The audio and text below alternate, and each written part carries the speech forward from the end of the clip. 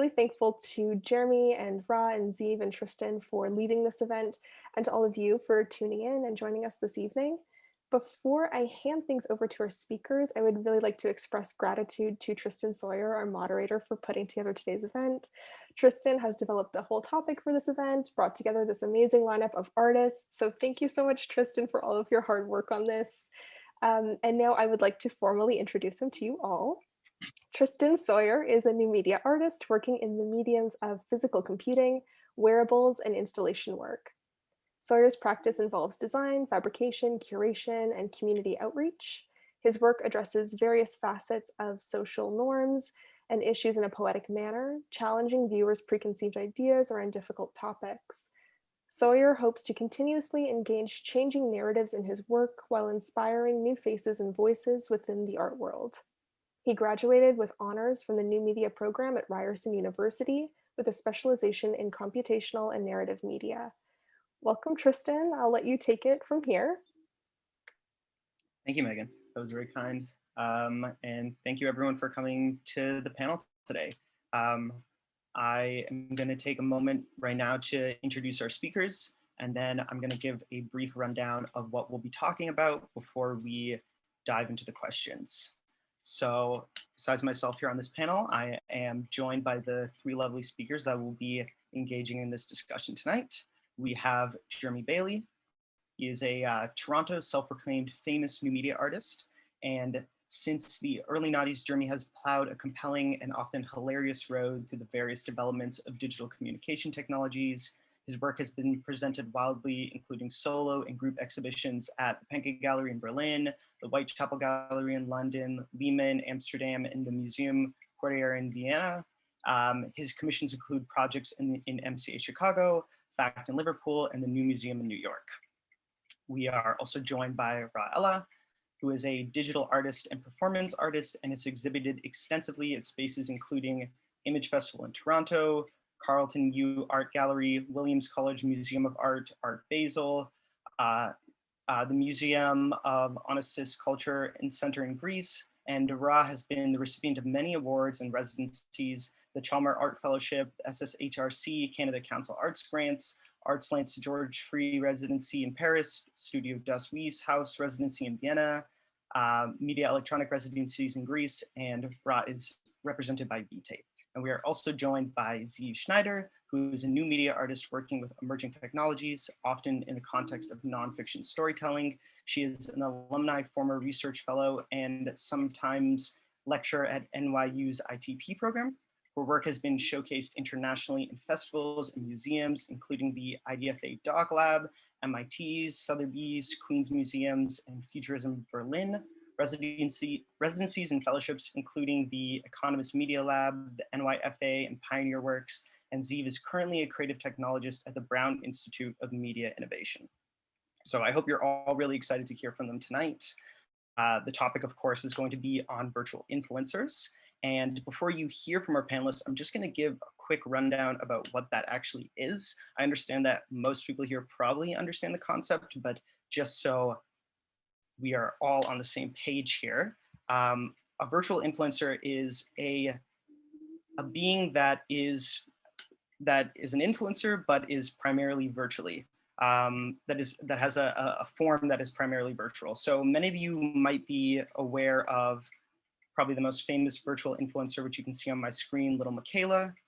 If you see her here, her entire appearance and everything that she is made of is completely CGI. She is sort of created to appear human, but is not real, despite the fact that she appears in real settings and poses with real products, and as you can see from her tags, endorses real fashion brands. So that will be the topic of our discussion tonight. And without further ado, we will be getting into the questions for our panelists. The first one is a bit of an introductory question. And so I just want to go through the panelists today and ask everyone if they could describe the kind of work they do, particularly in relation to digital spaces, identity, social media, and virtual influencers directly. And so I will hand that off to Zeev to start. Right. Hi, everyone. Great to be here. Thank you for the introduction. So I work as an artist and a designer, and primarily with emerging technologies in the volumetric and the immersive sphere. I've worked with virtual and augmented reality, and also employ methods of volumetric photography a lot. At the moment, I'm a creative technologist at the Brown Institute at the Columbia Graduate School of Journalism, and my research is primarily on the application of these types of technologies in journalism. But in the past 2 years, I've been experimenting with AR filters on Instagram, and looking into Instagram and social media in general as a storytelling platform. And I've gotten into the topic of virtual influencers and dove deeper and deeper until I decided to create my own virtual influencer that posted to Instagram from July to November of 2020. The name was Sylvia. The username is my friend Sylvia. You could still find the account. And the thing that set Sylvia apart from other virtual influencers is that she aged, and she did it very rapidly, from 30 to 80 over the course of 5 months. So that's my experience in this sphere. Thank you, Ziv. Thank you. And Jeremy, pass it on to you. Great, thank you. Yeah, I think, as you said in the introduction, I'm a self-proclaimed famous new media artist, but probably that's the best way to describe my practice as well. I play a character who conceives of a lot of inventions, I suppose, and creative solutions to problems you didn't know you had. He's sort of a naive speculator on the future. I've been playing this character for going on like 15 years or more. I can't remember actually, so much so that a lot of the aspects of the character have become a part of my identity in earnest. And so that, yeah, I started out on YouTube when YouTube first started as like a failed YouTube influencer. And here we are at this juncture. I'm doing a terrible job on Instagram generally, and launching all kinds of web projects these days, generally using the internet though to work with my persona and using the internet as material in relationship to my identity. My last project in that regard is called UAR, and it's a platform for artists to sell augmented reality sculpture, except all of the artists are actually in the sculptures themselves, including myself posing with kind of famous, famous modernist sculptures that you might recognize, except that you can purchase them and have them in your home. The uncomfortable thing is you also have to have me in your home. So my character usually has, you can't see below my waist, which I know is a normal Zoom joke, but normally I'm wearing denim short shorts and this white turtleneck. And I wear a lot of filters in my work. And I think similar to others here have explored, how computers and our identity intersect and what that does meaningfully, both like consciously and unconsciously, to our identities and how we behave. And I think my work is grounded, and we'll get into it, I guess, throughout the evening in sort of 1960s Fluxus and, what is the psychology of media, basically. And yeah, excited to be here and talk with everyone. Thank you for that, Jeremy. And last but not least, Ra. Hi, everyone. Thanks for having me and for joining us tonight. My name is Ra. I am a performance and video artist and dabble in all sorts of kind of digital net art as well. I have several characters in my work that explore issues of like race, especially race and nationalism, gender, language, and space.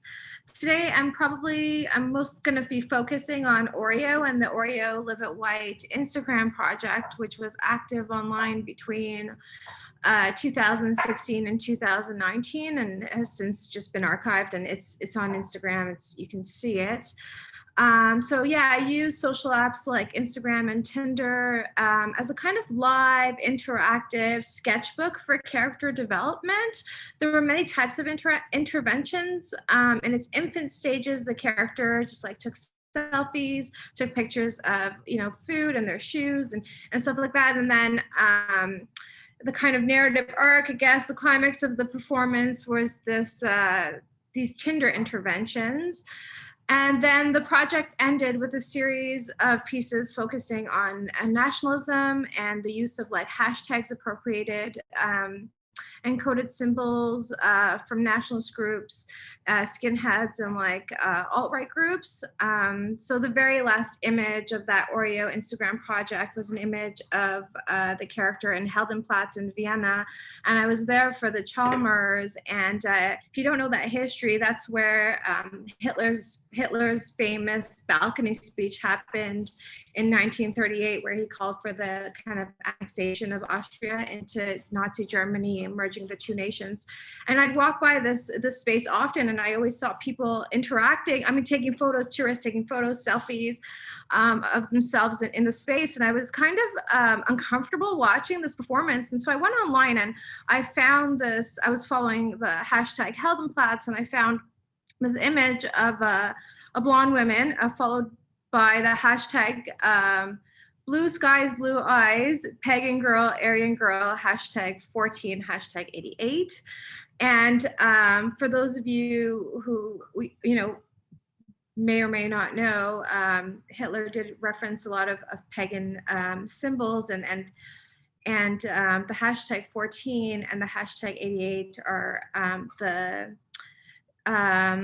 white supremacist like numeric symbols for Hail Hitler, and this 14-word slogan that's quote, "We must secure the existence of people and a future for white children." So the very last image ended on this kind of very strong response to this girl's piece, and I was finished with the work. After that, I realized that I had achieved what I wanted to with the character, and I just decided to take this kind of new research with the hashtags and merge them into my scripts for more ambitious video art projects. So yeah, I guess I'll be focusing more on that body of work. Yeah. Thank you for sharing. Yeah, thank you all for being here tonight, and thank you to the audience for joining us. Before I get into the rest of the questions, I just want to bring up that if at any point anyone from the audience wants to ask a question for any of our panelists related to a discussion that's going on, feel free to drop that in the chat, and I will do my best to bring them up, or bring them up at the end after all the questions have been completed. Yeah, so let's get into it. The first question I wanted to sort of ask all of you, seeing as that you all work in digital spaces, and we are going to be primarily discussing sort of an ethical issue within digital spaces, is when you are starting work or approaching work in digital spaces, do you take any specific considerations beforehand? This would probably more be related to identity and other facets like that, but is there anything that you personally, before starting in a digital space, think about as an artist? And Rod, because you just spoke, I'll hand it off to you first. Yeah, I mean, there are many ethical decisions and considerations I had to have with the Oreo project, especially because the performance of gender, race, and like class with the character, that she's performing as a kind of elite white nationalist. And as a result of that, I experienced a lot of kind of problematic textual cyber interactions through the character. There's a transference of trauma and violence to me, the creator. But in addition, I need this kind of like cyber drag performance to pass. And when it does pass, it has this like great potential to ruffle the system and create a fiction and discomfort with the viewer. And I kind of rely on that self-reflexive tension. So I'm intentionally like antagonizing and creating this comfortable exchange to demonstrate the violent nature of white supremacy, and that kind of meta.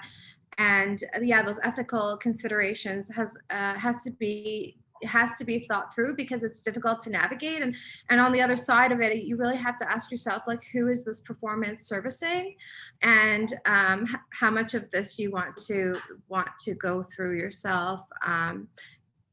Being as you're kind of, you empathize with your character because you're sharing that experience with them, but also you can't come out of character. So yeah, there is this weird tension.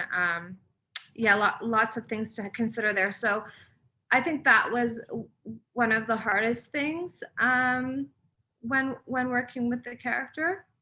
But yeah, there was lots to consider, especially in terms of like identity construction and that. So.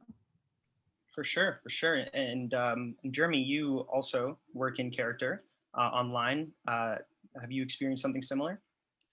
Yeah, I mean, I just like the root of the question though, this idea of fully digital spaces, I might question whether that's really, possible. And so that would be my primary consideration at the outset, is like, where does my identity and context intersect with what's going on digitally? And both contexts are relevant simultaneously. I think, yeah, in anything I do, I'm really channeling the character in some manner, but like, if I'm really just honest, usually I'll like look at the context and I'll apply a sort of design thinking problem solving lens to it. This has become like my practice of making work, which is a methodology used in like Silicon Valley. And because I'm satirizing often the culture of Silicon Valley and the culture of like technological progress and the intersection of identity with this like concept of progress, which is obviously like a colonizing concept.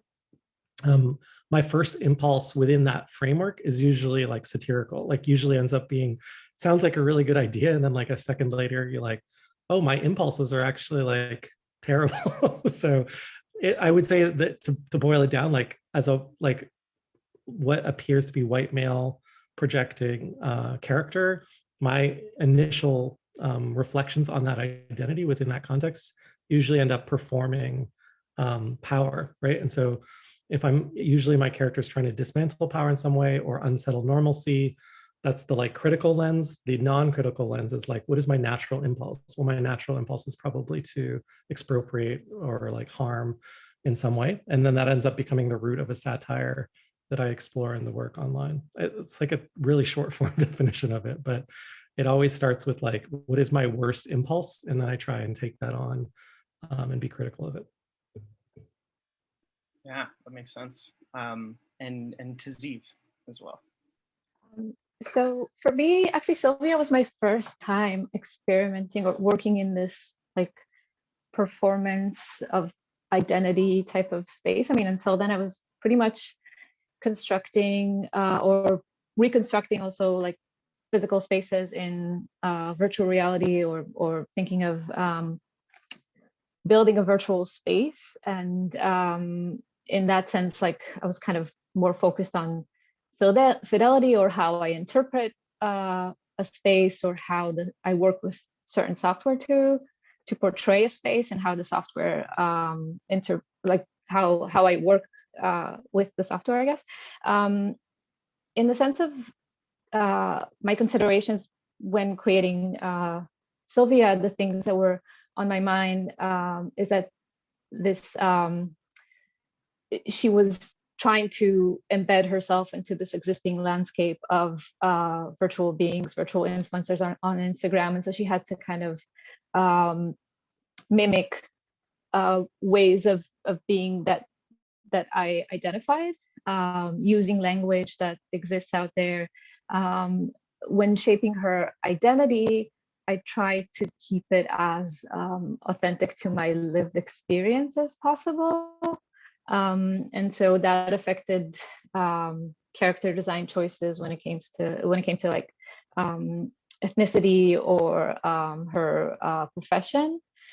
But then I gave her all these, like the way she wrote, for example, it was all based off of basically scraping of other accounts on Instagram. So that was kind of how I approached the design of the character at the onset. That's really interesting. Thank you all for sharing that. So I guess then in terms of presenting identity online, one of the things that most of us are familiar with is the concept of an avatar. And the avatar is sort of like norm on the internet, maybe not so much on social media, but definitely more in terms of like online platforms and video gaming. And it's still something that we see to this day, but it's never been a controversial topic. Where do you personally see the line between the concept of the avatar and the concept of the virtual influencer being drawn? What sort of distinguishes that for you? And if you in the past have ever created an avatar on any online platform that uses them, have you ever considered or thought to consider the identity of that avatar when interacting in those specific virtual spaces? Ziva, I'll let you start with this one. Yeah, so I mean, I guess, are you referring to creating a CG avatar, like let's say a Bitmoji or things like that, or would it be even just our existence online? Yeah. So I guess any existence online where your direct like face is not what's being presented. So yeah, a Bitmoji is a good example, or in any like online video gaming platform, or yeah, a Bitmoji is probably a more accessible example that most people would be familiar with. Yeah, I mean, I think when I communicate through an avatar like that, there's a clear sense, at least for the people that I communicate with, of who that represents. Like they're speaking to me through this creation, this graphic representation of myself, whether it's similar or it has, when designing these characters or these representations, I guess there's always trying to be true to the way that I actually appear in reality. And I would update that based on the changing, my changing appearance. And I think with virtual influencers, there's just a disconnect between, like, they don't represent a physical human being necessarily. They're just kind of they exist on their own, like someone created them, and there's no there's not necessarily a connection to a human being that operates them, and it's not transparent in that sense. Yeah, I totally understand that. Jeremy, how do you feel about that? I always just create myself, but I did just recently play Cyberpunk, which I know is not a social game, and there are all kinds of politics that came out around that, because you could, kind of transfigure your identity to be trans, or you could identify as queer within the game, but they still had gender norms attached to like the tone of voice that your character could have. And so I'm often like confronting, these choices. And I think that's one of the ways I think about it, because I forgot to mention my day job as a product designer. But a lot of times, like, the way the technology functions kind of dictates the way we perform it. And if you think about, filling out a form, to sign, like say you're signing up for Instagram tomorrow, you might specify your gender, or, as a factor of Facebook's definition of identity. And so how those definitions are presented to us, even when you're building an avatar, like what nose shapes you want, what eye shapes, all sort of are a great like kind of filter for like how power is organized socially quite often, right? Because like what is normative, right? That's quite often presents itself in the form of a form, which I find kind of both hilarious and tragic at the same time. But then ultimately that form, when you're talking about avatars, is also present. So I'm a huge fan of people who have like sought to subvert that.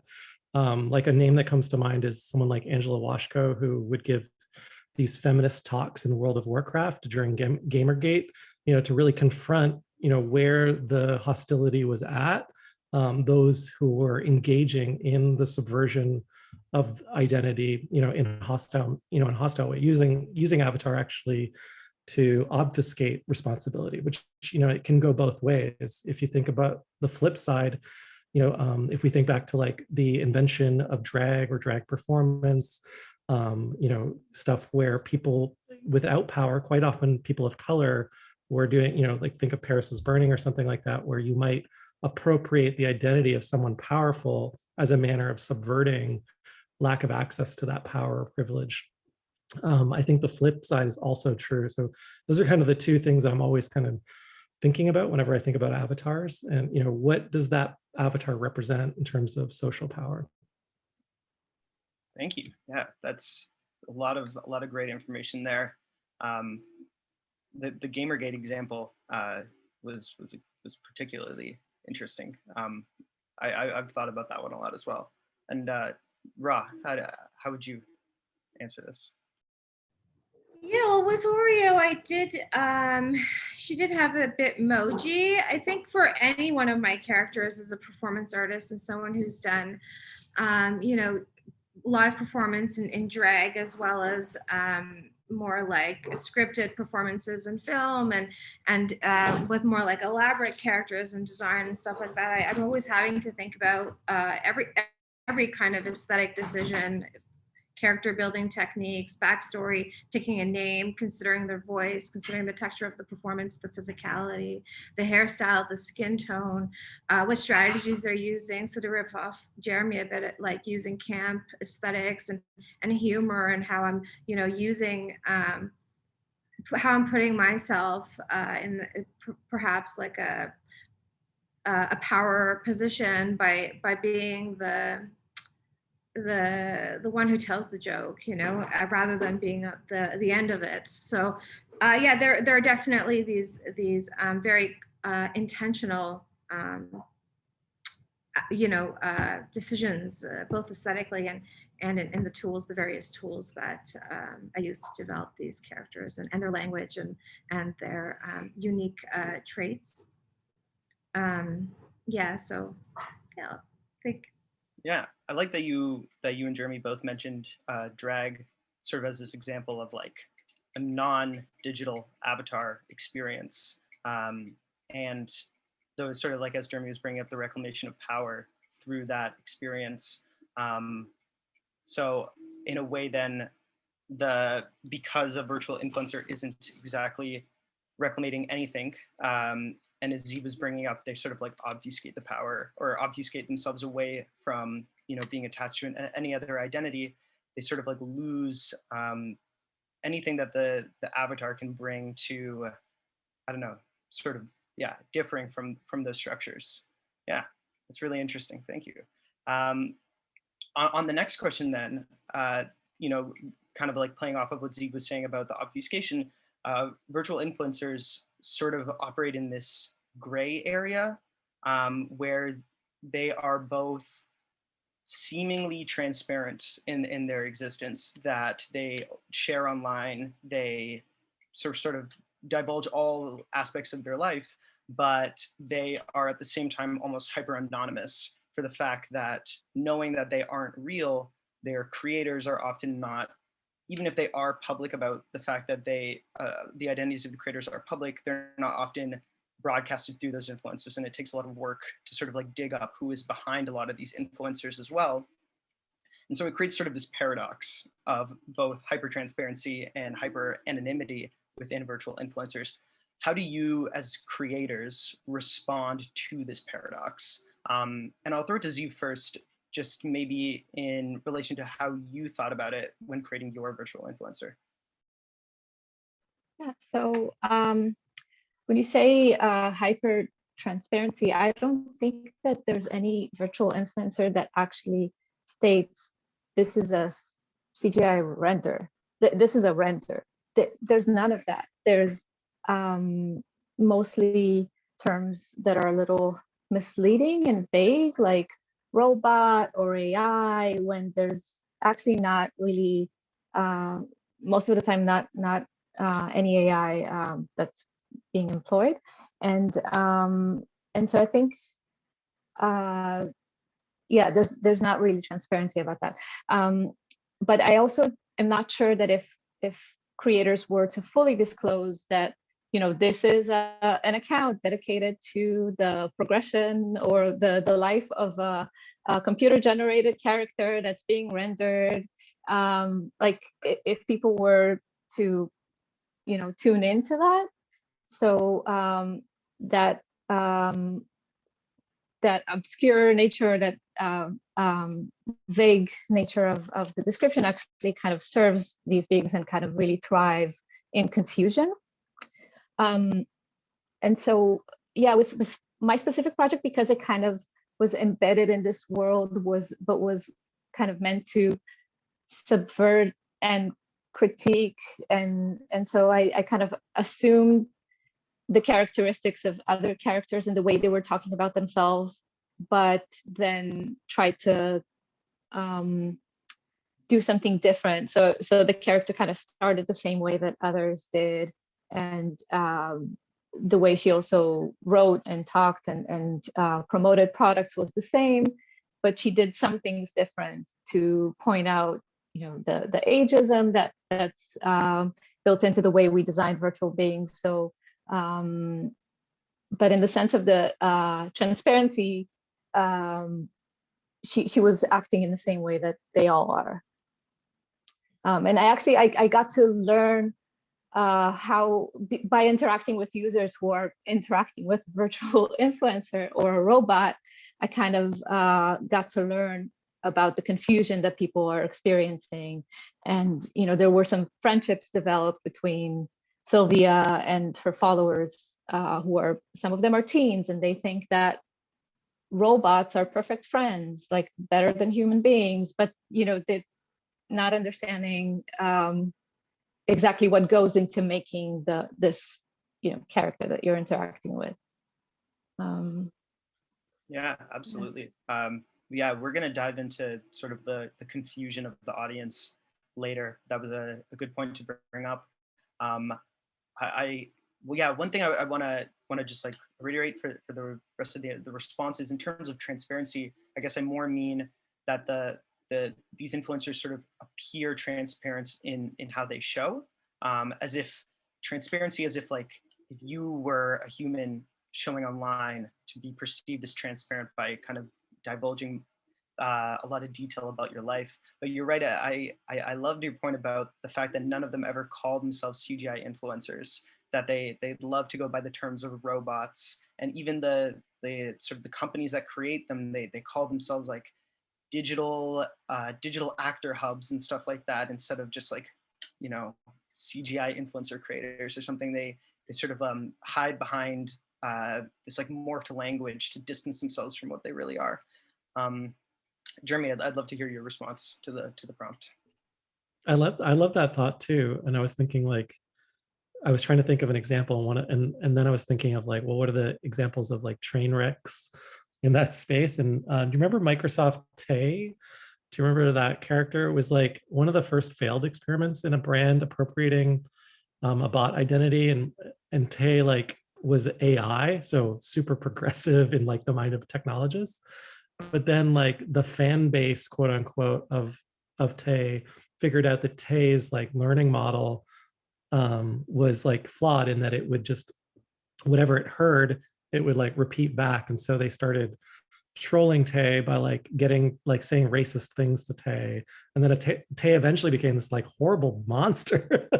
But it was like a great subversion of Microsoft's intent to like showcase like the future. And then of course, it also helped showcase the biases built into all of these algorithms, and the very concept of digital identity was like made to appear fragile. So I love that just example from the archives. Personally, like as a character online, I would insert that like people rarely, first of all, like if we're speaking in the brand space, brands exist quite often as in this aspirational land just above reality anyway. Like there are very few brands that are quote unquote authentic, even though working in brand for a lot of my career, the authentic is what all brands are seeking, but they're actually seeking something a little bit, above the authentic, something that we can't quite attain, and we should all feel bad that we don't have, right? Because otherwise there's no desire to purchase. So I think it would make sense that all of these characters would also, especially in the influencer category, which is a marketing category, would all also occupy the aspirational kind of space just beyond what we're capable of achieving, and even to a greater extent because it's CGI. My own character like does a terrible job of this, but I still am like so surprised when I meet people in person and they're like, "Oh, you're normal," like that. And that has happened to me throughout my entire life. A little bit less so now because I speak more candidly, and my character's blended with my normal identity. But when my character was early on the internet, I remember people saying like, well, you go on the internet to look at weird people. And like, I just assumed you were one of the weird people on the internet. And so I think you can't really separate that desire that why do we use the internet? Well, we use the internet to to explore our own identities, but also look at the fringes of identity. Why are like television shows often about the extremes of experience? It's because we're seeking out some idea, some triangulation of who we are. Like, what is the selfie except like a statement that says, I am here, in this weirdness that I don't understand, but I'm trying to understand it. It's really a question mark in a lot of ways. So anyway, I digress, but like, I think that you can't separate brand and desire from the equation. Yeah, and it's definitely easier for virtual influencers to sort of create that unreachable presentation when they're literally not real, and are able to do whatever they'd like in that space. Yeah, that's a great point. And I wanted to, I remember Tay quite fondly that I think it was in under 2 days, they had managed to turn it into, I think it was more or less basically a Nazi. And then Microsoft had taken it down and then released a second bot, and almost the same result almost happened again. And so I think they learned their lesson the second time around and kind of canned that project pretty quickly. Yeah, but yeah, I want to hand it over to Ra for the last question, on the last response to this paradox question. Yeah, I mean, for me and the Oreo character, I did, like I said in my intro, really did rely on kind of not being totally transparent about who the creator was, and allowing the character to pass. That was an important part of the exercise, or the sketchbook, I'd say. So yeah, but in terms of like branding and these characters being used, I mean, I compare, to me it's like akin to, I don't know, Tyra Banks, modeling for Ralph Lauren. Like, I need to see Ralph Lauren, or is the model being used to sell a brand? So and I think this is maybe an extension of one of the questions we had asked about perceiving the identity of the, how important the identity of the creator is. And I think that these two questions are very, like, they're related. So yeah, I mean, I think I can forgive the creator for not being totally transparent. It's not really, maybe it is their like IRL experiences that are intertwining with their online experience when they develop these characters. I mean, we're always there. We can't separate these experiences anymore. And I know with Oreo, it's definitely informed by my own work, from everything from her reaction to or my own experiences. I mean, it's informed by my own like lived racialized experiences and gendered experiences that I bring into the performance, and how I react to everything the character says, every hashtag they use. It's based on things I've experienced in IRL and online. So yeah, I think these things, but yeah, in terms of transparency, I mean, my goal was to be as deceptive as possible, because it just made the work more interesting. I agree, it definitely did. And I'm glad that you brought up sort of the creator injecting themselves into the virtual being, because that sort of leads into the next prompt I wanted to bring up, which concerns a specific virtual influencer. So I'm just going to share my screen really quick. This is Seraphine. She was created by Riot Games, which is the company behind the popular video game League of Legends. And so she's a playable character in their game. And so she was sort of created as a virtual influencer to more or less sell the game. And last year, she went on Twitter and she started posting about mental health concerns that she was having. And if you just read the comments on this post, you can tell that, the response to it was not great at the time, and still isn't great. And I believe one of the creators came forward sort of during this whole fiasco that Riot was dealing with, and stated that the concerns of mental health had actually been hers, and that she was sort of pushing them through this character, which didn't really do much to stop the backlash from the community at the time. And so I guess that kind of like brings into a question of how can creators handle serious topics like this when you're operating within a commercial environment, or should you even handle serious topics like that when you're operating in a commercial environment, remembering especially that this character was made to sell the video game, right? And on top of that, what do companies gain from sort of profiting off of these marginalized identities and sort of the issues that marginalized identities might face? And there was also a question in the chat that I just wanted to prompt because it kind of related to that as well, which is drawing the line sort of between real and fictional. And once again, specifically when you're handling sort of like touchy topics like this. And so Rod, just because you spoke on that, I'll throw it back to you first. Yeah, I mean, anything that I feel like, okay, I haven't done a lot of commercial work, and so in terms of branding and stuff like that, but you know, I think the commercial environment, they're always looking to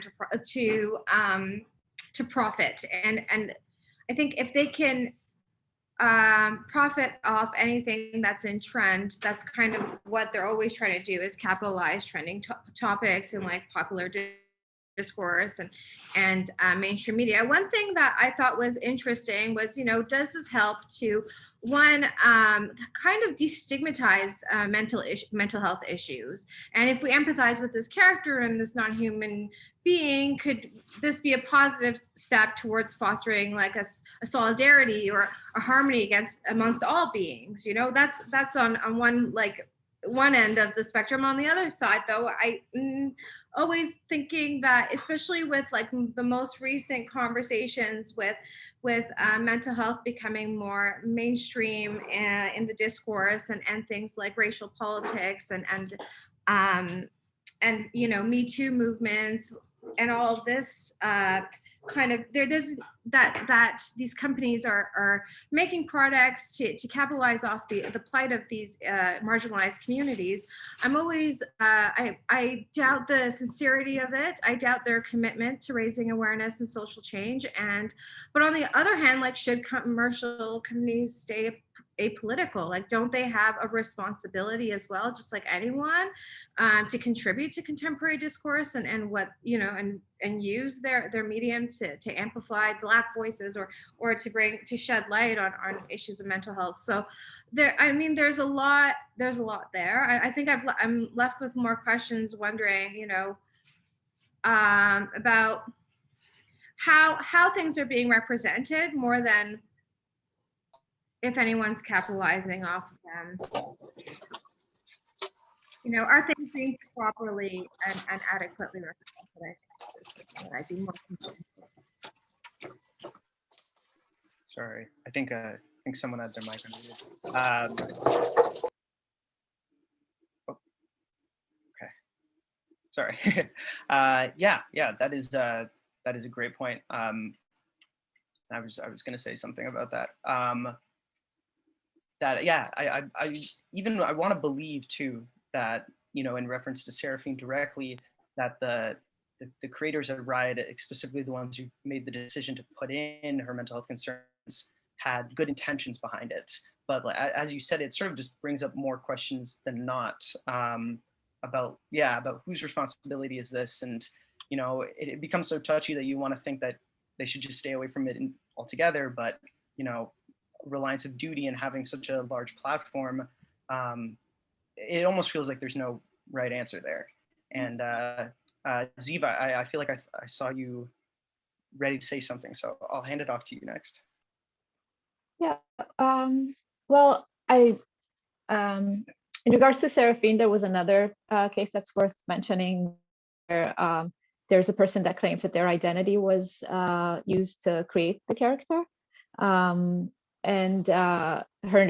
The change of Seraphine's hair color might be related to that. Seraphine has also been sunsetted, sort of, like the account's kind of done. I also agree that I have more questions than answers for this, and it's very murky. And like, I think the problem is, like, if these types of issues were built into a fictional character story, like in a game or in a TV series, it's not an issue. but when it's embedded on social media through a virtual influencer, kind of, you know, with the rest of the fakery, it really kind of prompts responses that people do kind of, people are outraged about, both like Seraphine's mental health concerns, as well as little Michaela had like claims of sexual assault in a video that was then taken down, because yeah, I mean, people have real struggles with assault, with mental health, and they have issues, you know, making a case for themselves and confronting it, and they don't choose to have this experience. And then I think some people feel that these companies seeking to make a profit are just kind of you know, using those types of experiences that people have to just kind of add more depth to the character, and then eventually make a profit. But I also acknowledge that there might be good intentions behind it. So I don't know how to win this. Yeah, exactly. Yeah, and you were right about, I believe it was a ex-girlfriend of a Riot employee who was behind Seraphine, came forward and claimed that Seraphine had been modeled after her. And I don't have the Twitter thread that she put up on hand, but if you do look it up, she is quite, she does look quite similar to Seraphine. So it was a little creepy to see that. And I'm glad that you brought up sort of the notion of like choice, that people who have these issues in real life don't choose them, and the creators are actively choosing to make them part of these characters' lives, which sort of like ties into what we're kind of talking about here in general, about sort of performing humanity or performing a human identity. And I think Seraphine is a pretty clear indication of when that went wrong. But I'll hand it off to Jeremy to finish this one off. Thanks. I love these points. I think it's fascinating. Also, like fundamentally an issue in regards to appropriation, and you know, what is appropriation? And specifically, like I was thinking, like, well, you know, what's different from, you know, this and Cindy Sherman appropriating the filmic style of the 1960s in her, you know, Untitled film series, or a few years ago, Amalia Ullman, you know, appropriating mental health for her Reflection series on Instagram, you know, which is highly celebrated internet artwork.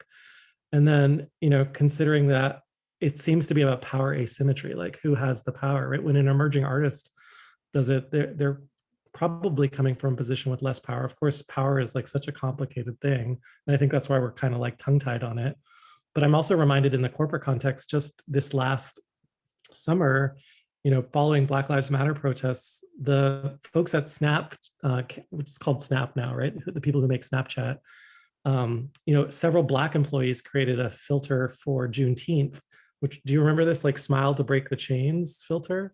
I do remember this. And our immediate reaction as a public was like, oh my God, those fucking white guys at Snap, they've done it again, bro culture. But that, you know, then it was revealed that, you know, it was actually a group of people that were just trying to do the right thing within Snap, but they hadn't considered the broader, like, you know, utilization of that filter set by just like an enormous number of people. And I think it's just such a difficult challenge, especially when we get into that space of, you know, who's in control. And ultimately, like, you know, appropriation is really about that. I think both other panelists mentioned that. So but then, you know, there's just like, that's like, you have to go through all of history to get to like some kind of position on it. And I don't think corporate culture is really set up for that. Personally, you know, I live inside of a corporate culture. That's where I was like 2 hours ago.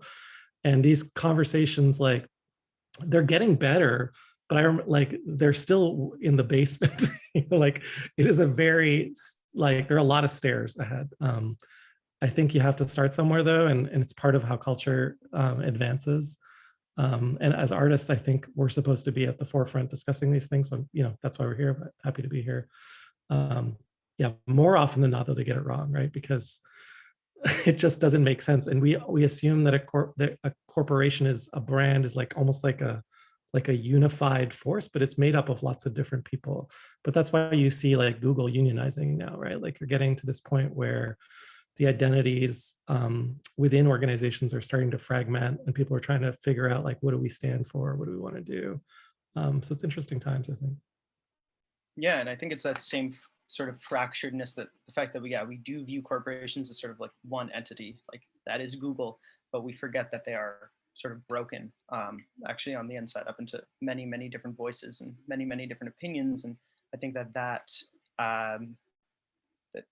sort of like splinter effect is very interesting in the terms of how they present an opinion when you're unaware if it's coming from one person or a collection of people, and how many people has this opinion been washed through before it's sort of presented out to the public. Yeah, very interesting. Thank you. Moving on to the next prompt then, which is sort of related to what we were just talking about. So we're sort of talking about accountability then, in terms of like Seraphine and who was, when an influencer sort of like slips up like that, generally when an artist creates work, you are aware that this is that artist's piece, and that piece is tied to that artist sort of for the rest of their lives. But for many influencers, they sort of are perceived as independent in the same way that a corporation is, that they are seen as like, this is Michaela, or this is Seraphine speaking right now. And when they do something problematic, then the question of accountability sort of changes. And, the immediate reaction is to point towards the creators, and we know that there are creators behind them, but where does the accountability lie on the influencer then? Or is the influencer sort of, do we forgive and move on knowing that the influencer cannot speak for itself?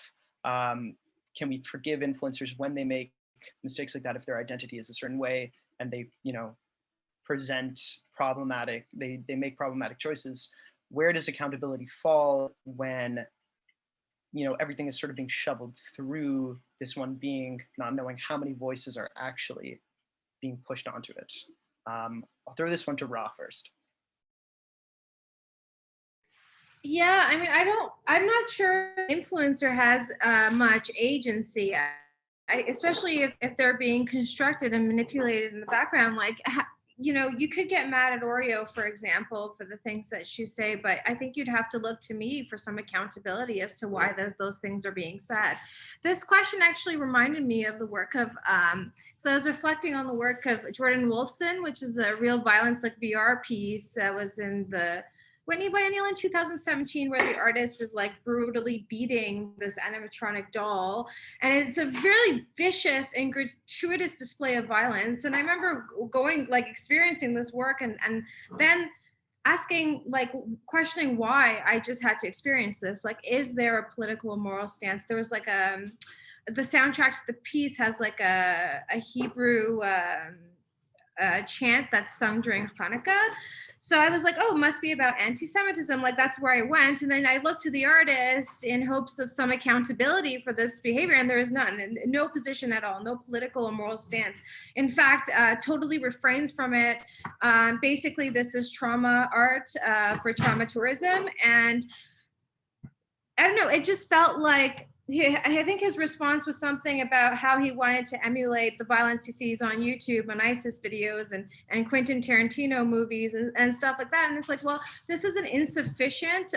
It doesn't feel like a solid argument for why I just had to experience that. And, so I did look to him for some accountability. And I know there's the intentional fallacy, like we should really look at and respond to the work and not always just look at the artist's intention. But this was a situation where I really did look to the creator in hopes of some comfort as to why am I going through this? At least with Oreo, when I put people through, it's to subvert, it's to critique, it's to challenge white supremacy. I mean, this didn't seem to take that position. And I really wish that it had. So, that was, I just thinking about your question and accountability. I think this is the one piece where I had really strong feelings, and I wouldn't go and dismiss this entire oeuvre, but I definitely want to recommend this work. Yeah. I'll be sure to keep my eyes out for that. I think it's interesting when you speak from Oreo's perspective, because with Oreo, that is you, and you're being perceived, it's your face, and I think when in works with influencers, with virtual influencers, and maybe even in that piece, it might be easy for an artist to sort of step back and let the piece sort of act as a shield or a mask for it to like speak for itself. So it's interesting to hear you talk about that, where you're sort of putting, I know Oreo is not you, but Oreo is, you share the same physical body in the end. And Jeremy, obviously, experiences too, and we share those experiences too. Yeah, exactly. And Jeremy, as someone who also embodies an alter ego, then how does that accountability question fall for you?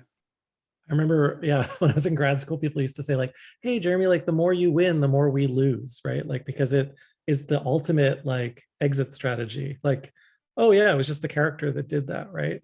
I think that's definitely a valid critique and one that I've always taken seriously. And I mean, I think early on, I didn't do as good a job of it as I'm trying to do, or I've tried to evolve, but like, I think we have to take some accountability. Like it cannot be used to completely subvert our accountability. In my own career, what that's meant is like the character evolving away from just being like a critique of white male supremacy toward like, okay, well, what if this person actually tried to do the right thing and even at times did do the right thing and achieved a result? And for me, that's just involved including others within the practice and creating space for others. In a recent exhibition, giving up my exhibition space in the museum to a group of artists that I worked with collectively as an example, but where their names were put ahead of mine.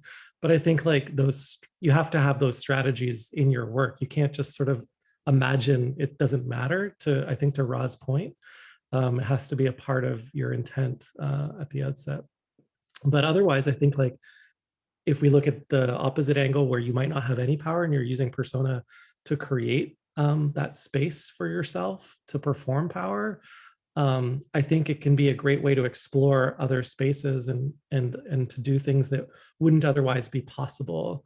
And specifically when you deploy humor in that space, it can be really like it can really like disarm not just an audience, but disarm power in a way that's like pretty amazing, actually. And I don't want to like discredit those strategies because they're transformative. Like that's how satire has worked for centuries, actually. Like we're talking about this as if it's like something in the last 5 years, but historically, right? Like this is how power has been subverted. And it's a very successful strategy to deploy that way.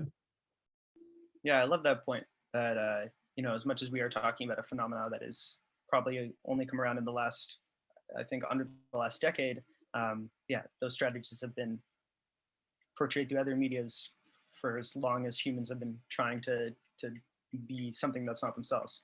So that's really interesting to hear. And Ziv, from you being working with a virtual influencer directly, how did that go through your thought process when putting Sylvia out? Yeah, I mean, you're talking about virtual influencers kind of being spoken for and whether we, can forgive them. And it kind of reminds me of our previous conversation about brands and corporations, right? That we see them as a single entity where there's like a team of employees behind them. Some of them are our friends too. And I also found myself in an interesting situation where I was trying to collaborate, or Sylvia was trying to collaborate with a virtual influencer who is actually pretty mysterious. Like I couldn't dig up any information about the company that operates this Amanda character. And I was very upset with her not being responsive enough and not, she gave me instructions for, guidelines for how I should dress Sylvia. And then she just kind of like didn't respond. And I was very upset with Amanda, but I just didn't know who to direct my anger towards. In many cases, I think that there are like you have a name to hold accountable. Like we, all know Brad now, we know other virtual influencer creators. That doesn't mean that you can't create one and remain completely anonymous if you like work really hard. And or not even hard, like you can remain anonymous. And in terms of holding people accountable, I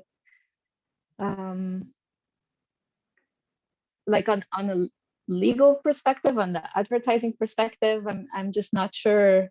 It feels like such new territory that kind of the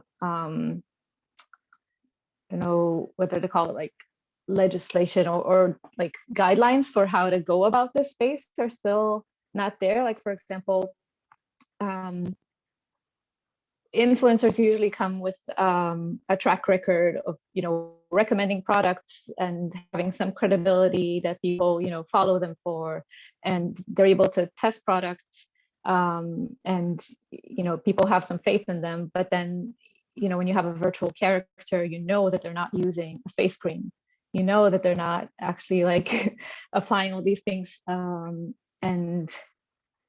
and I think there's some issue related to like truth in advertising there, but I'm not sure that you can actually like hold anyone accountable to that. Yeah, and I'm not sure that Instagram or Facebook are going to do anything as long as there's money involved in business opportunities. But I also don't know if I want to see, because like Jeremy said, I do agree that like that this type of work has transformative potential and powerful potential, and it's like resembling a lot of things that have existed throughout history. Yeah.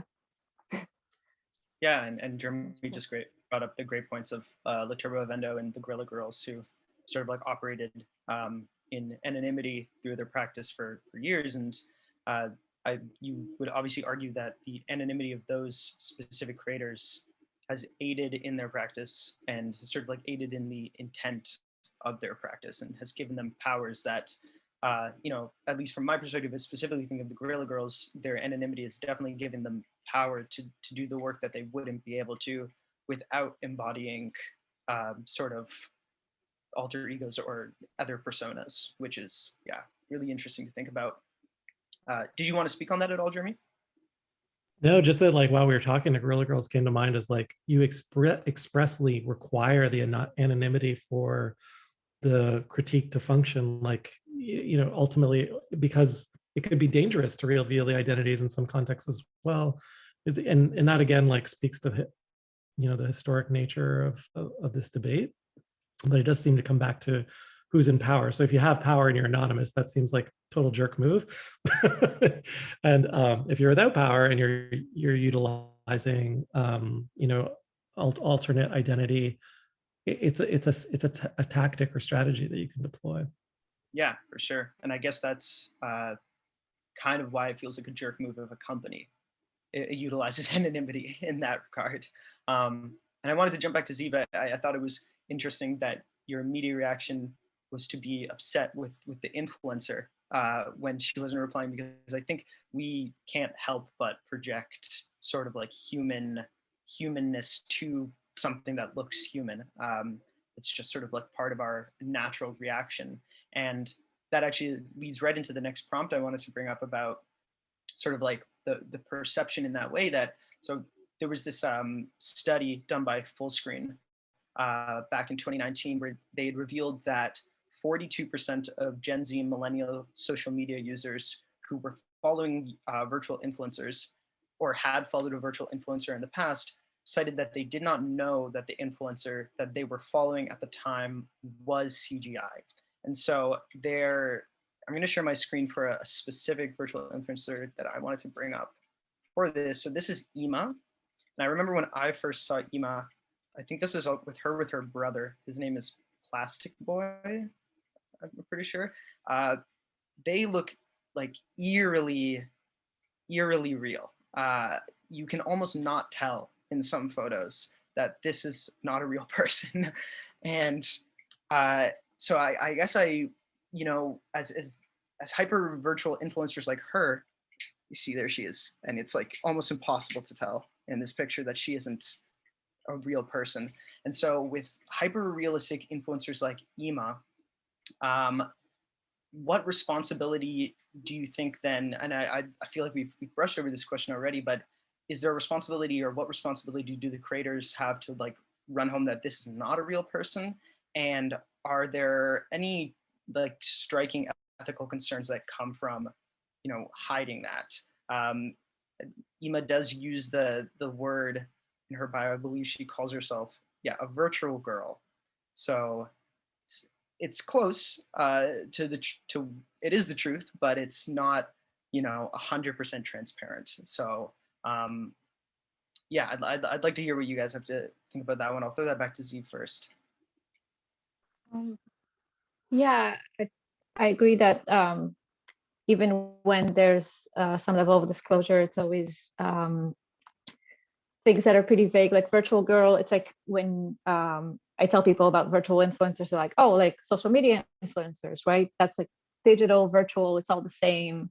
It doesn't mean much to people, and I don't think people read bios fully, and that it's kind of a place where you can kind of toy around and say whatever, and call yourself a pineapple, and it's not really like you know fully disclosing things. And yeah, and like I said before, I don't know that fully disclosing this is a CGI render is it's kind of a buzzkill for what's drawing people in at the moment. Oh, a pineapple. Look, Jeremy. And I also wanted to say that what makes some of these influencers so hyperreal is the use of physical models and then compositing digital faces onto them. So that's there's so much, visual trickery and kind of compositing so many layers that are so not automated. Yeah,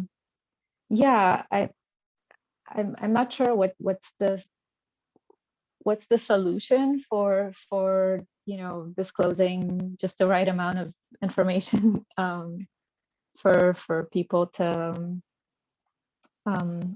yeah, it's almost like I guess the most ethical thing is just not to not to be or not to make or have virtual influencers live in the social media sphere. But I also feel like there's kind of no going back, and I imagine with time there's going to be some form of like ways of doing this that we'll see kind of formalized in some way. And in many cases, I think it's the audience backlash or like people's response that just shapes things, and tells brands and people operating these things like how we're willing to engage or not. Yeah, and I like that you kind of like brought up that it's a buzzkill to bring that up, because I think that is as much as we're being critical here, virtual influencers do have some sort of artistic merit behind the creation of them, and there's real work and real creativity that goes into these projects. So, I mean, obviously you would know that as someone who's worked in the space directly. So there is that sort of tightrope to walk then about, just like approaching it correctly. Ra, I'd love to hear what you have to say.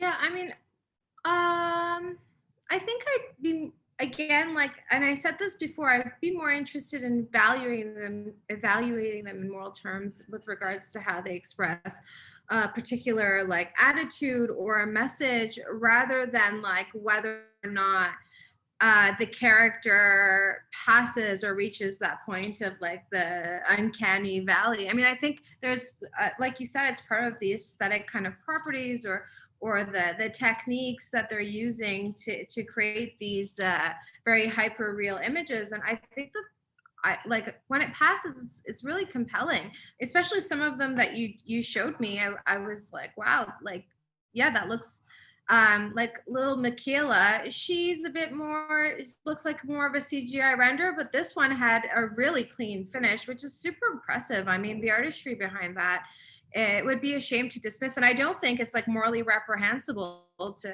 to create characters that are convincingly real. I mean, actors do that all the time, and they bring us into the fantasy of their character. So I'm not going to get mad at an actor for playing the antagonist. And I mean, it's just, I feel like it's very similar to even though these characters aren't doing that, but in the same way that I would forgive an actor for maybe pissing me off in a film or something, you know, I would forgive these characters for deceiving me and actually just praise the artistry behind it.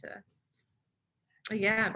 Yeah, definitely. And yeah, and that piggybacking off of what Ziva also said before about the use of sort of like real body composites, that's definitely what EMA is doing there, where they have a real body, it's a real model, and then they're sort of just like CGIing over her face more or less. And she has some really, really convincing ones where she's like playing with her dog too, which are a little further down. I didn't get there. And yeah, it is quite a technological marvel to see, where just my first reaction to it was not a negative reaction and was more of a, wow, I'm like, I can't believe that this is even possible right now sort of thing.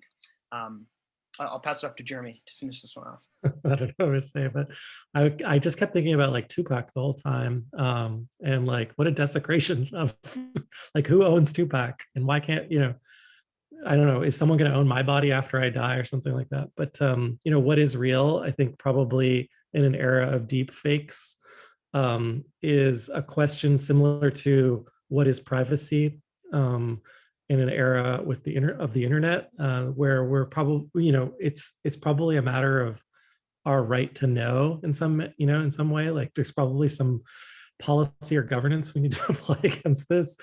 Only when, again, like when harm is at stake, right? Like if designed to harm, of course, like Facebook is the ultimate like Death Star.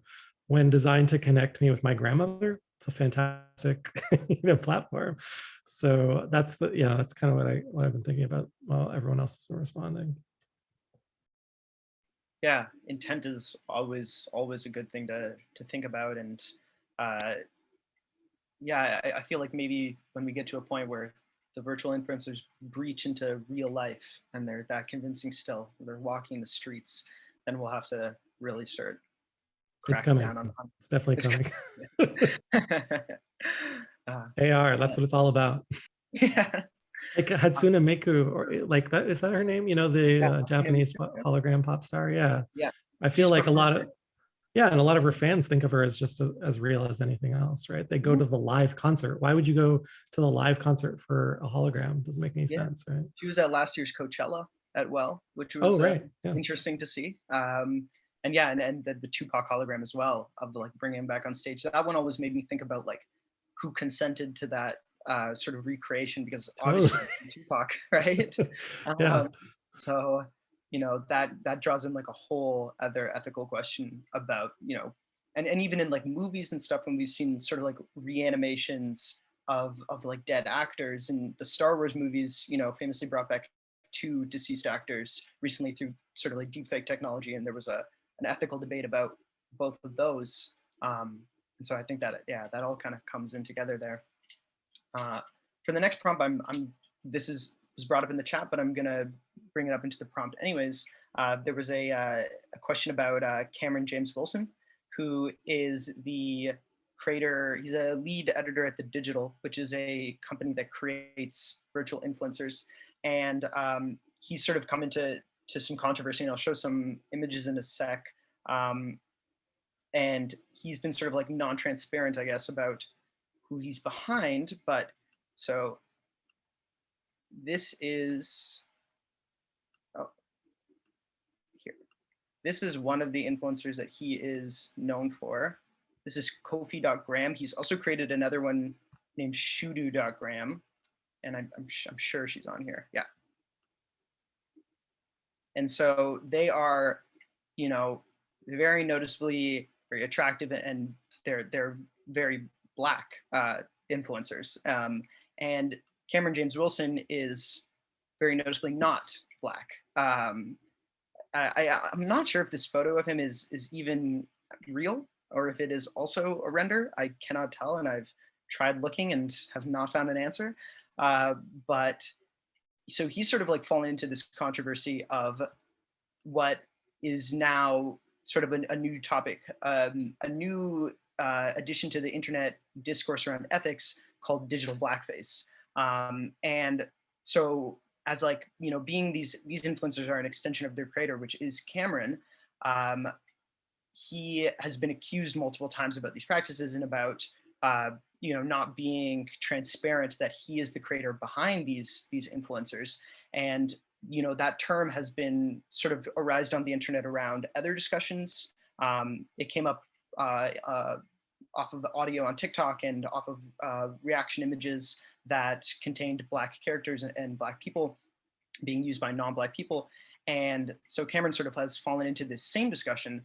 And so I guess the question here is, when creators are creating influencers, is there a responsibility for the identity of that influencer to more or less be a reflection of their own? Who is allowed to decide the identities that their influencer takes on?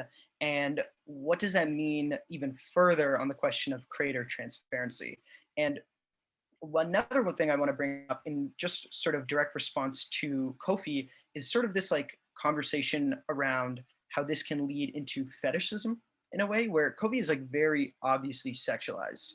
I don't think that's really like an up for debate kind of thing, where he's more or less always nude, and designed to look glossy and attractive, which is even more interesting to look at than knowing that the creator, knowing the identity of the creator, knowing that this is the creator. You can see him in his office here with some pictures of Shudu in the background.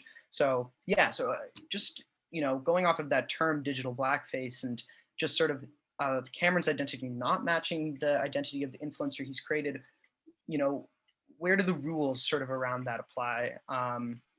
And I'll throw it to Ziv first. Yeah, so I don't think it's something that we can formalize as like who gets to decide what identity you can create or not. But I think specifically in this case, when you're creating a talent that you're profiting off of, and there's, he's all about like supposedly like empowering Black beauty, celebrating Black beauty, but at the end of the day, there's like a white male cutting the check, and possibly taking opportunity from a person of color that could do the work. I think that's problematic. I think that his company and him, they've tried to put a band-aid on the situation by hiring a writer to do some writing for Shudu. I've looked into like their personnel, but and I know that they've been accused of racism and of this exploitation, and I agree it's very problematic. And I think in terms of fetishizing, that's where like new technology and sex, that's like, oh, that always kind of seems to go together very well, like virtual reality and porn applications, like that's maybe like one of the most prominent uses. And then give people the opportunity to build sex dolls, and that's what they'll do. And so I think there's also a lot of virtual influencers that are female, and at the end of the day there's a man operating these characters and profiting off of them. And there's also that question of taking power that could have been in the hands of female creators or models. It's weird. It's like you're not necessarily. It's like you're creating more jobs in a way, because operating a CGI character takes some labor. You're like taking like a modeling job but putting it into the hands of a few CGI artists, and then that kind of just makes me think of how we're like distancing ourselves from our bodies, and at the end of the day we're all going to be just like Wall-E type of sitting on a couch and just like operating these like perfect characters to live online for us. But that's like a different subject. Yeah, that's my thoughts about Cameron James Wolfson. Yeah, I think your points about sort of like the theft of opportunity almost there is really interesting. The fact that there are Black creators who have made Black virtual influencers out there, and as far as I'm aware, none have really achieved the same sort of fame as Shudu or Kofi have, under the digital sort of supervision. And yeah, and their sort of like diversity hiring as a band-aid is just like very transparent about what they've attempted to do with that. I'm going to throw it to Ra next. I would love to hear what you have to say, just knowing that you've dealt with sort of like the race relations to identity in your practice. I think this will be interesting to hear what you have to say. Yeah, I mean, I think my brain first. Give me one sec. Yeah, sorry, my thoughts go right to like Sarah Bartman and the history of like putting Black bodies on display for white consumption. And well, just like the advertising agency altogether that always positions a racialized body in a fetishistic or dehumanizing, or in a way of like as like a caricature. I would agree that ideally, I would hope that these companies and these modelers and these CGI artists are people of color, or at least they're consulting the community and taking steps to be creatively vigilant from everything from how they're positioning to the models, especially if there are other white figures in there, how they're positioning bodies in relation to one another, what the conversation is there. And then also being accurate in terms of, hairstyle and texture and body shape and all these types of things. So, I think one of the first questions I would definitely ask is, how's the subject being represented? Is it a dignified representation, or is it performing,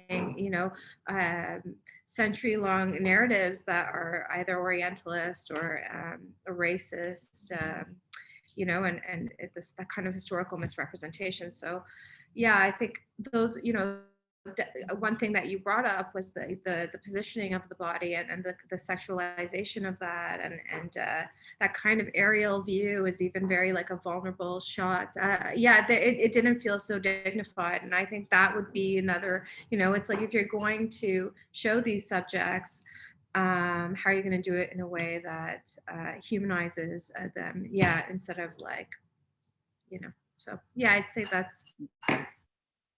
Yeah, and that was one of the first things that I noticed when I saw Kobe the first time, was just, and Shudo as well, was that their bodies are not, particularly, of the norm. And I was sort of like, just, it was an immediate sort of like off-put for me that they were presented, or built physically in this manner. And it kind of, I like almost immediately just went to the intent for why they were made to look that way.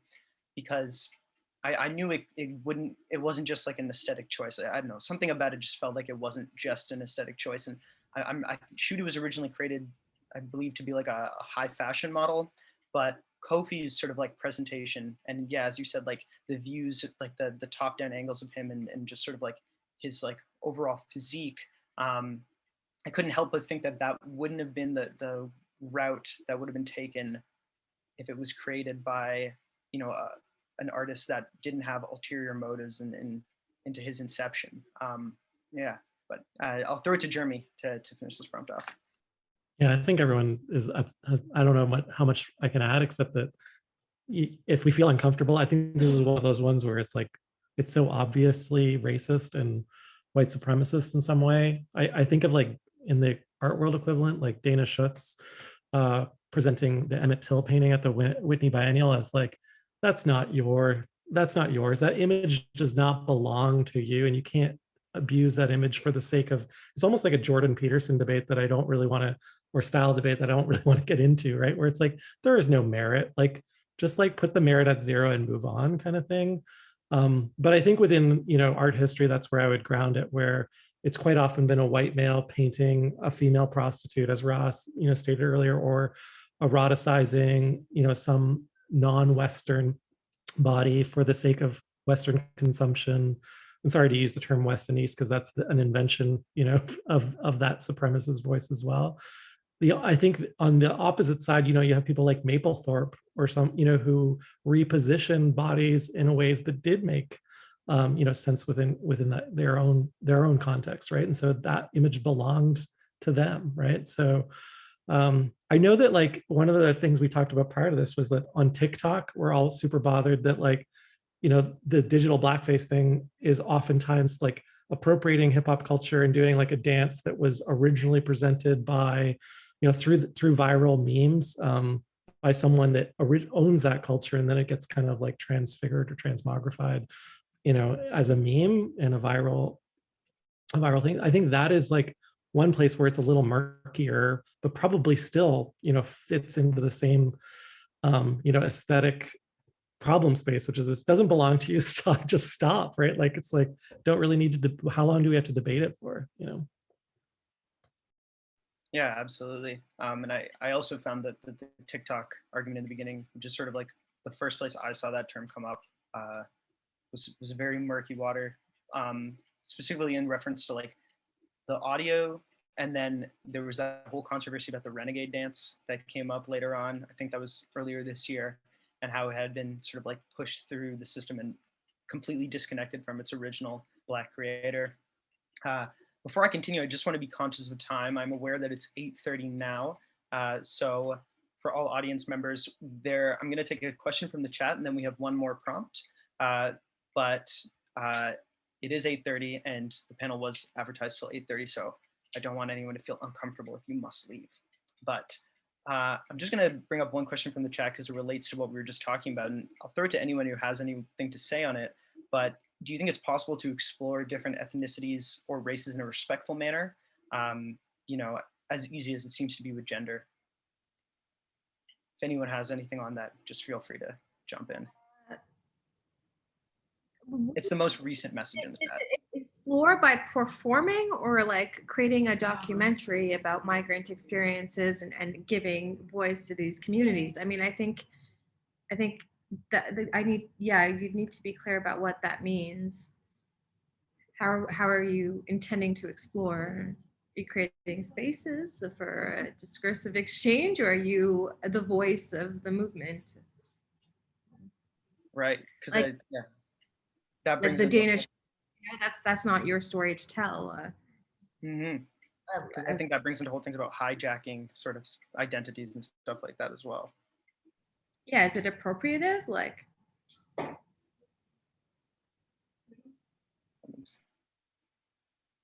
yeah. I'll let that discussion continue, but if anyone else has any questions on that, feel free to bring them up. And sort of like going off of what we were just talking about with a sort of identity of virtual influencers, the numbers, you know, of virtual influencers over the years have grown quite extensively. And there's no real statistic for how many virtual influencers are of any identity in terms of race or gender. But if you sort of go through a quick list, there's a website online called Digital Humans, which does the best to document all the virtual influencers that they can find online. And if you go through a quick look through on that, without needing any statistics, most virtual influencers that exist on the internet are women or are perceived as women. And of those, most are either white or East Asian. And that's only concerning the ones that present as human. There's a whole section of virtual influencers that don't look human at all. And so with only a handful of virtual influencers sort of existing out of what seems to be the norm for them, is there even an importance for diversity within that space, you know? And is there a concern for push for representation in a corporatized space like that, considering most of them are corporatized beings? Yeah, should we be pushing for diversity in a space like the space that virtual influencers occupy? And I'll throw that to Ra first.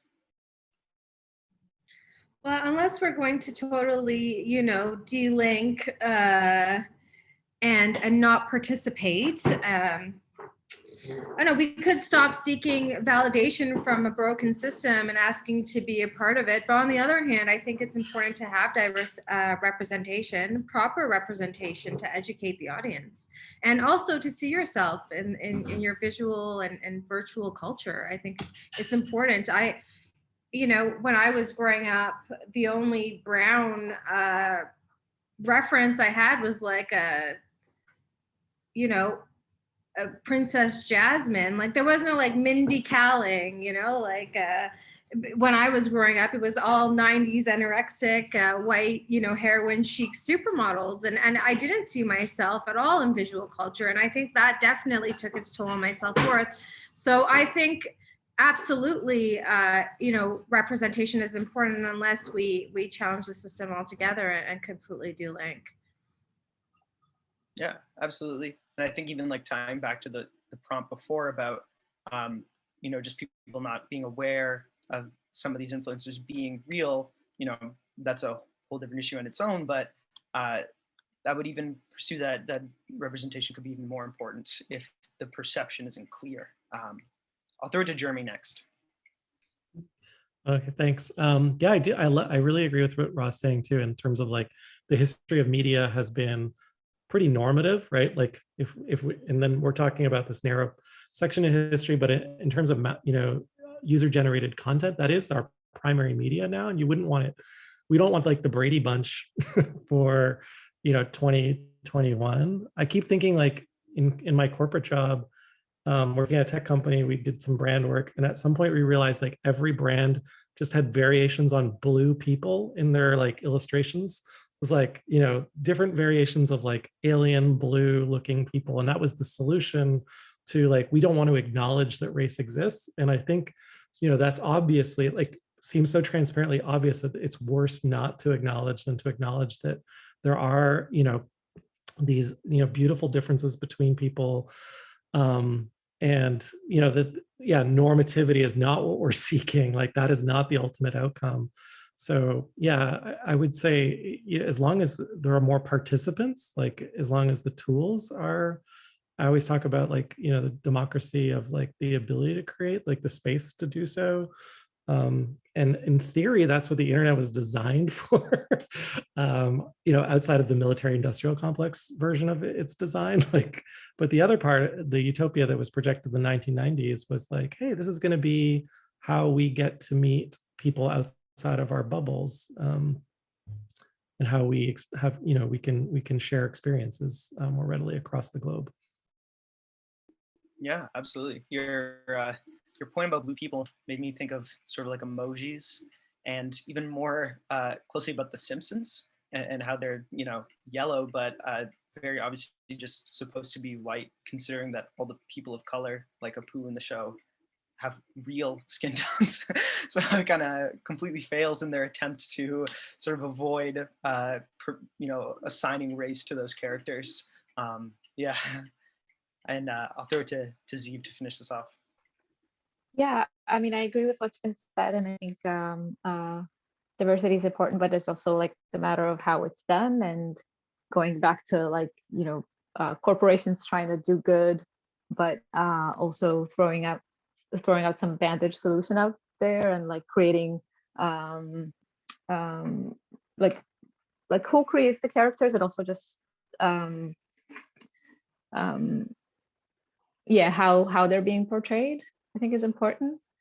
I think that's all I have.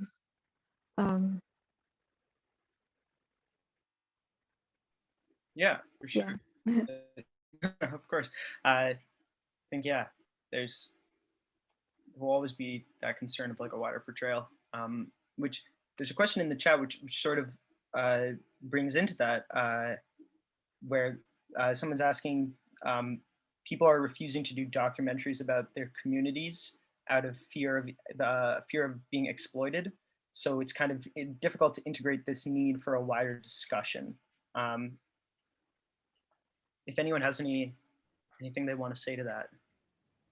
I always find a good strategy with documentaries is to kind of bring your subjects, and I don't like to call them that, but your collaborators, let's say, and allow them to have some sort of control of their self-representation as well. Like if through your selective questioning or certain aesthetic choices, if they could be a part of that creative process, where they feel like they're being fairly represented, I think could be a good way to create And I say this from, experience working with LGBTQ newcomers, and I made a documentary about the reunion of 5 migrant sisters and from various generations and various relationships to how they were being women were represented in the West and stuff like that. So there was a lot of ethical considerations, and it was hard to meet everyone's demands, but I wanted them to be included in the process as much as possible. And I think that helped bring them in, and it didn't feel exploitative. It felt like a kind of healthy exchange. But yeah, I think that's what I just. Thank you, Ra. Yeah. Are there any other questions from the chat? I'm at the end of what I have provided to ask. So at this moment, if anyone has anything they would like to ask the panelists, now is your opportunity, and feel free to just type those out there. We can see if there's anything prying or anything concerning something that was brought up earlier, topics that were discussed.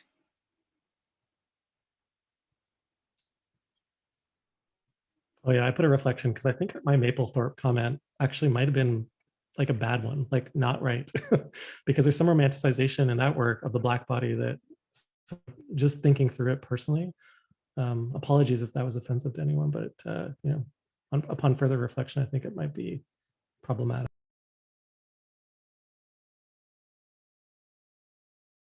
There's another question for you, Jeremy, about virtual masks. How do I get started? Oh, I've got a workshop coming up. But honestly, I think Ziv hinted at our, sorry, mispronounced. There's tools out there that I'm using, like right now I'm using Lens Studio with Snap Camera, and Lens Studio is like super easy to use. It snaps one. Now you're using like a proprietary tool, so there's actually a ton of controversy. But there's also one for Instagram. It's called what's the Instagram one called again? Spark AR. I put it in. Oh yeah, Spark AR. That's it. Yeah. But the issue is that in both cases, they moderate the content. So you have to get your lens approved. So in relationship to the discussion we're having this evening, that you could get disapproved in theory because your lens is political in some way. So yeah, I kind of wanted to mention like a case where Instagram decided to weigh in, or Facebook and Instagram, and they like took down a bunch of filters that were about plastic surgery, saying that they were concerned for the well-being of the community, the mental well-being, and dysmorphia. And then like a bunch of filters went back up, and it kind of doesn't matter now. And I feel like I don't know, they choose to weigh in the weirdest moments, and then they move the button they put the shopping button where the notifications button was, and like so where their interests are.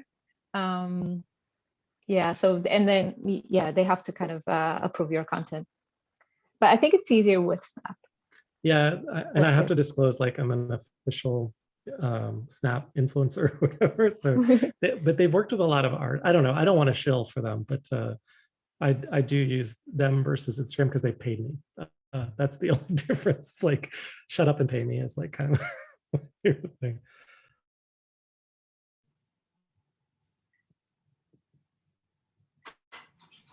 Yeah, if you have a link to your workshop, you can plug in the chat. Yeah, do your influencing. Yeah, I mean, if there are, yeah, I'll let Jeremy send that for anyone who's interested. But if there are no other questions for the panelists, and feel free to still ask while I'm speaking. I just want to thank everyone for coming tonight. I hope you enjoyed the discussion. I thought that it was great, and I'm very glad for everything that was brought up tonight. I'm really happy with the way this went. I just want to thank 3 of our panelists for coming and for sharing. Yes, Emma, it is being recorded. It'll be on the Interaxis YouTube channel after the event. Yeah, so I just want to thank the panelists for coming and sharing their experience and their input with us. And I want to thank the audience for coming, and listening to us speak. It's been a great night, and I hope that everyone had a good time.